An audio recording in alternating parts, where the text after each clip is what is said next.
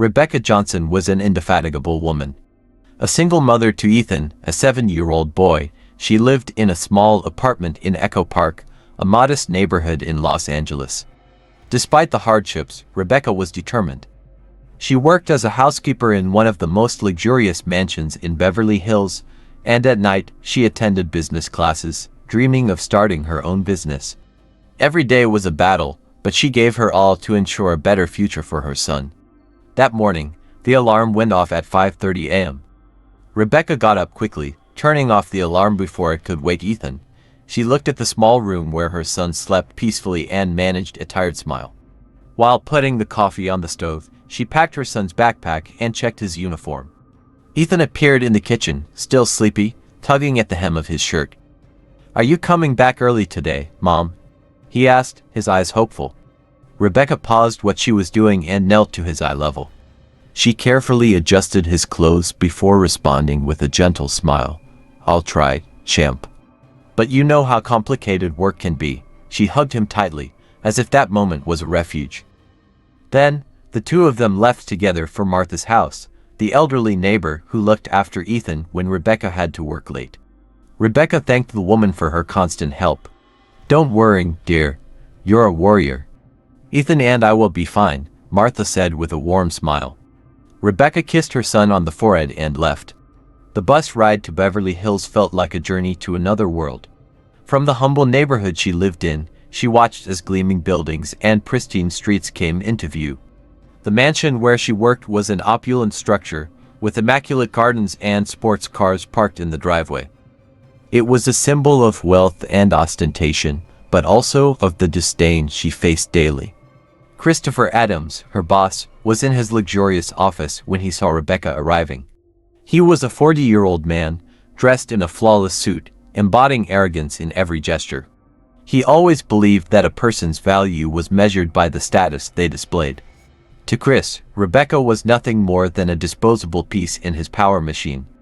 "Ah, Rebecca, always so dedicated," he murmured, a malicious smile on his face. "Let's see how you handle today." Chris was planning an event that evening to unveil the Luxor Prime, a luxury real estate project. He needed to impress investors and business partners, but in a cruel gesture, he decided to use Rebecca as the target of a humiliating prank. He called her to the main hall and handed her a set of instructions for decorating the venue. "Rebecca, I want you to take care of the decorations. Here are the instructions. Make sure everything is perfect," he said, feigning seriousness. Rebecca took the papers and studied the guidelines carefully. Some details seemed contradictory, but she didn't dare question them. "Leave it to me, Mr. Adams. It will look great," she said simply. As she worked, Rebecca did her best with the materials provided by the suppliers, striving to meet Chris's demands. When she finally thought everything was in order, he entered the hall with firm steps and a rehearsed expression of indignation. "What is this? These flowers have nothing to do with the theme. The lighting is horrible. This is a disaster," he shouted, gesturing dramatically. Rebecca tried to explain, but he cut her off before she could start. "I don't want to hear excuses. This is completely unacceptable," Chris continued, pointing at her with disdain. "And do you know the worst part? This will come out of your salary." Rebecca stood still, feeling her eyes burn with tears she refused to shed. Chris delivered the final blow, pointing toward the kitchen. "Now, go clean up in there. I'm tired of looking at this mess," he said furiously. She obeyed, leaving the hall with a heavy heart. While cleaning the utensils, she heard the first guests arriving. Once again, she was reduced to a shadow in a place where she would never be valued. But in that moment, as laughter echoed through the hall, Rebecca decided she wouldn't let her dignity be so easily destroyed. Men in expensive suits and women in dazzling dresses began to arrive, holding champagne glasses and conversing in low, formal tones. It was yet another evening to showcase power and status. Christopher Adams knew how to impress his guests, but for him, that was never enough. He always needed more. Something to inflate his ego even further. Chris stood at the entrance to the hall, greeting guests with a confident smile and firm handshakes. Among the first to arrive was Richard Bennett, an influential businessman and a close friend of Chris. Tall, With graying hair and a penetrating gaze, Richard was known for being as shrewd as he was ruthless. "Richard, I'm so glad you came. Tonight, you're going to see something no one else in the real estate market would dare attempt," Chris exclaimed with a grin. "You know I never miss a good presentation, Chris. But I hope you've got more than expensive champagne to impress me," Richard replied. They both laughed. The hall began to fill. Rebecca was in the kitchen, arranging a tray of appetizers. The sound of conversations in the hall reached her, muffled. Her eyes remained fixed on her work, but her thoughts wandered. The humiliation of the afternoon still haunted her. She took a deep breath, trying to push the emotions aside. Rebecca knew it was going to be a long night. She just wanted to finish the job without drawing more attention to herself. Suddenly, a familiar voice called her from the other side of the door. "Rebecca, bring the appetizers to the hall now," Chris demanded in an authoritative tone. Rebecca grabbed the tray, quickly adjusted her apron, and stepped into the hall. As she entered, the conversations quieted for a moment. Curious glances turned toward her, but Rebecca maintained her composure, even as she felt the weight of judgment. Chris was chatting with Richard and two other guests when Rebecca approached to offer the appetizers. He seized the opportunity to execute his plan. "Ah, here's our dear Rebecca," Chris said in a casual tone, loud enough for everyone to hear. "A multitasker. She can mess up a decoration and still serve appetizers with a smile on her face." The men around Chris laughed, including Richard, who looked Rebecca up and down with a mocking grin. Richard then, in a sarcastic tone, asked, "A real professional. Tell me, Rebecca, what's your secret to being so efficient?" Rebecca held the tray firmly, though her hands trembled slightly. She took a deep breath, trying to ignore the laughter. But Chris continued, "Oh, Richard, don't be too hard on her. After all, she's just a maid. What more can you expect?" The group burst into laughter. Rebecca lowered her head, unable to hide the pain in her eyes. She quickly excused herself, pretending she needed to fetch more appetizers. Back in the kitchen, Rebecca placed the tray on the counter with more force than she intended. Her eyes were filled with tears, but she refused to cry. Inside, Rebecca was shattered. It wasn't the first time she had been humiliated, but in front of so many eyes, the pain felt unbearable. Still, she knew she couldn't fall apart. Not there. Rebecca wiped her hands on her apron, took a deep breath, and prepared to return to the hall, determined to finish her work. As Rebecca returned to the hall, the conversation between Chris, Richard, and the other guests continued. Rebecca worked silently in the background, while Chris's voice echoed. "This event will be a milestone in the real estate market. With Luxor Prime, I'm redefining what luxury means. And, of course, it wouldn't be possible without my team. Well, some more useful than others," he said with a sarcastic tone, followed by muffled laughter. Rebecca breathed slowly in the background, trying to contain her emotions. It was another day of disdain, another day of hard work that seemed to lead nowhere. But in moments like that, she always remembered why she endured it all. Ethan. Rebecca had sacrificed everything for Ethan. She dreamed of a future where he could have opportunities she never had. That was what kept her going, even when everything seemed to fall apart. Back in the present, Rebecca stood still, observing Chris in the center of the hall. He gestured exaggeratedly as he spoke, laughing and commanding the attention of the guests. "Ladies and gentlemen, Luxor Prime is not just a project, it's a redefinition of technology. Something few can comprehend, except, of course, those in this hall tonight," Chris said confidently. The guests laughed politely. Chris, noticing Rebecca in the background, had an idea. Chris raised a glass, a sarcastic smile on his face, and exclaimed, "Speaking of success, I have an interesting proposal. How about we hear from Rebecca about what she, as a maid, thinks about success? After all, who knows, we might learn something new." The hall erupted in laughter. All eyes turned to Rebecca, who froze for a moment, feeling exposed.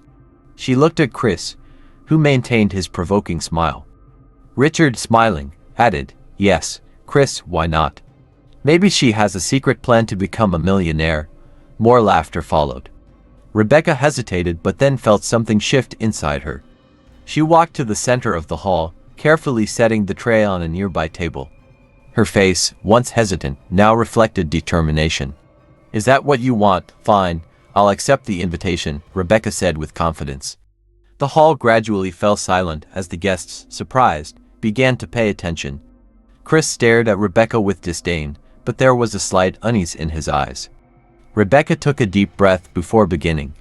"To me, success isn't about how much money you make. It's about the difference you make in people's lives. I work here every day, and at night, I study business. And do you know what I've learned? The real estate market is more complex than it seems, including ... Luxor Prime." Chris's eyes narrowed.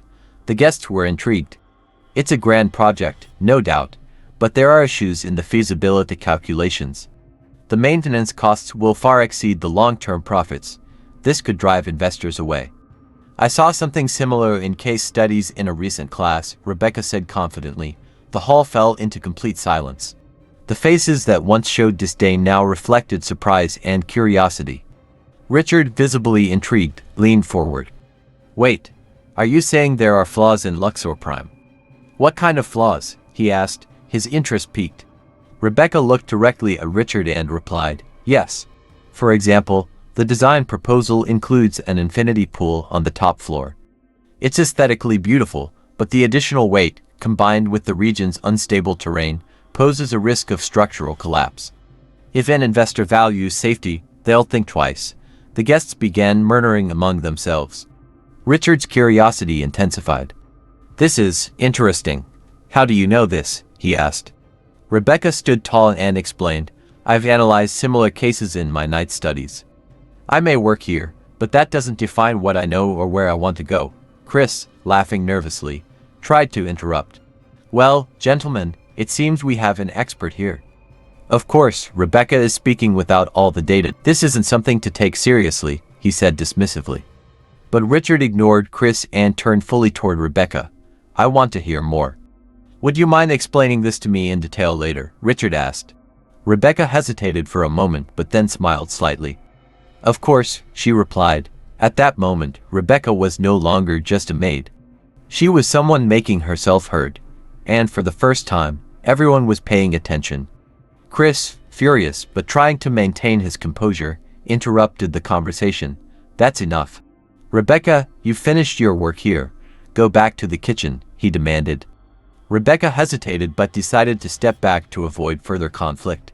She left the hall, feeling the impressed gazes of the guests lingering on her. Later that night, the party had ended, and the hall that had been filled with laughter and animated conversations now seemed cold and empty. The last guests were leaving as Rebecca finished clearing glasses and napkins left scattered across the tables. Her heart was still racing from the words she had dared to speak in front of everyone, but she knew Chris wouldn't let the moment go unnoticed. Chris appeared at the entrance to the hall. His expression no longer carried the sarcastic smile from earlier. Now, his face was rigid, his eyes filled with restrained fury. He crossed the hall with firm steps, stopping a few feet from Rebecca. She looked at him, trying to hide her nervousness. "Rebecca, so, you decided to steal the spotlight tonight, didn't you?" Chris said harshly. Rebecca paused her cleaning for a moment, calmly meeting his gaze. "I only spoke the truth. I didn't mean to disrespect anyone, Mr. Adams," she replied. Chris let out a bitter laugh. "Didn't mean to disrespect. You embarrassed me in front of all my investors. Who do you think you are to comment on my business? A maid who cleans my kitchen. Someone who will never see half the money I spend in a day," he sneered.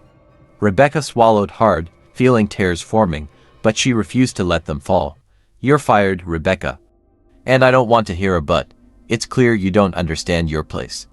Now, get out of my house before I change my mind about paying you for today," Chris declared.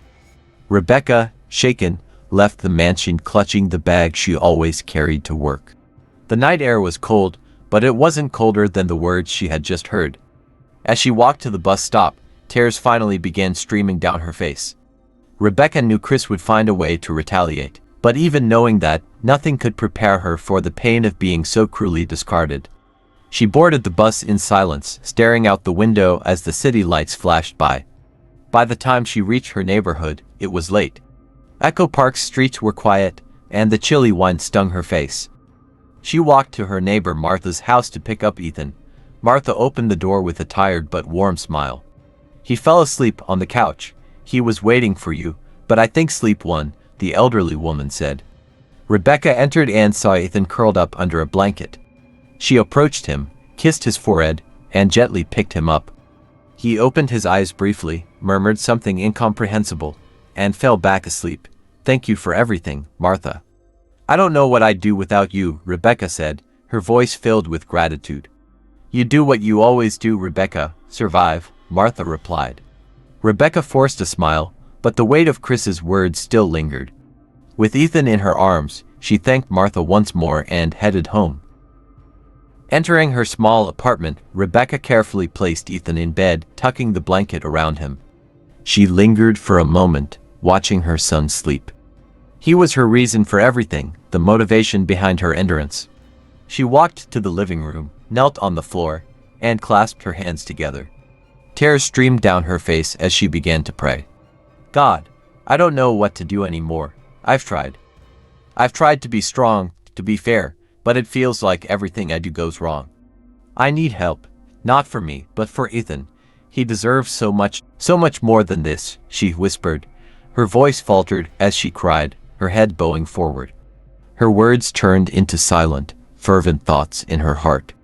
For several minutes, Rebecca remained kneeling, her tears falling onto the cold floor of the apartment. She was utterly exhausted, physically and emotionally. Finally, feeling the weight of the night, Rebecca lay down on the couch and closed her eyes, the words of her prayer echoing in her mind. At that moment, Rebecca surrendered everything to her faith. She didn't know how, but she believed that something, somewhere, could change her destiny. Morning comes, and the sunlight streams into Rebecca's small apartment. She's in the kitchen, preparing a bowl of cereal for Ethan, who is still asleep. Her expression is weary, but there's a small spark of hope in her eyes as she watches the light spill through the window. Suddenly, a knock at the door interrupts the silence. Rebecca glances at the clock, surprised at the early hour, and walks to the door, drying her hands on her apron. Rebecca's thoughts, who could it be at this hour? She opens the door and finds herself face to face with Richard Bennett, the businessman who had attended the party the night before. He's dressed impeccably in a tailored suit, holding a leather briefcase. Rebecca is completely taken aback. "Mr. Bennett, what are you doing here?" she stammers. Richard smiles and asks, "May I come in, Rebecca? I promise not to take up much of your time." Still stunned, Rebecca invites him in. Richard looks around the modest apartment, noticing its simplicity but refraining from comment. He sits on the small couch while Rebecca remains standing, still incredulous. Richard speaks, "Rebecca, I need to be direct. Last night, your analysis of Luxor Prime impressed me. You pointed out issues that not even Chris's consulting team had identified. It made me think, why is someone with your intelligence and insight being underestimated?" Rebecca lowers her head, feeling slightly exposed. "I just did what I thought was right. I've been studying a lot, but life hasn't given me many opportunities," she admits. "Well, that's exactly what I want to change," Richard responds. "I spoke to Chris this morning and forced him to give me your address. Although he wasn't very happy, he did say you were persistent, to put it kindly." He pauses, looking directly at Rebecca. "I want you to come to my company tomorrow. I'm working on a new project, and your perspective might be exactly what we need. If everything works out, we might have a position for you." Rebecca's eyes widen in surprise and emotion. "Me, work with you? I don't know what to say. Thank you. I don't even know if I'm capable." "Rebecca, you've already proven you're capable. Now you just need to believe it," Richard replies firmly. In just a few weeks, Rebecca's life changed completely. Her knowledge and dedication earned her a position as a consultant on Richard Bennett's team, where her vision was valued. In a grand hall filled with executives and investors, Rebecca stands on stage finishing a presentation on a new project. A large screen behind her displays graphs and projections. The audience is attentive, and among them is Chris, sitting at the back of the room. His face is rigid, his eyes fixed on Rebecca. With a confidence never seen before, Rebecca concludes her speech. Rebecca speaks, Ultimately, I believe this project is about more than just numbers. It's an opportunity to build something that truly impacts people. And if there's one thing I've learned on this journey, it's that success isn't measured by appearances but by heart, courage, and faith. The audience erupts into applause, giving her a standing ovation. Chris remains seated, his expression defeated as he realizes he had completely underestimated someone now standing ahead of him. Rebecca humbly ignores her former boss and continues on her path. Returning home, now with a renewed energy, she is greeted by her son. Ethan runs to her, hugging her tightly and exclaiming, "You're amazing, Mom." Rebecca laughs, picking him up. She looks up at the starry sky for a moment, as if silently thanking the universe for everything that has happened. And so, Rebecca proved to all of us that it doesn't matter where you come from. What matters is where you want to go.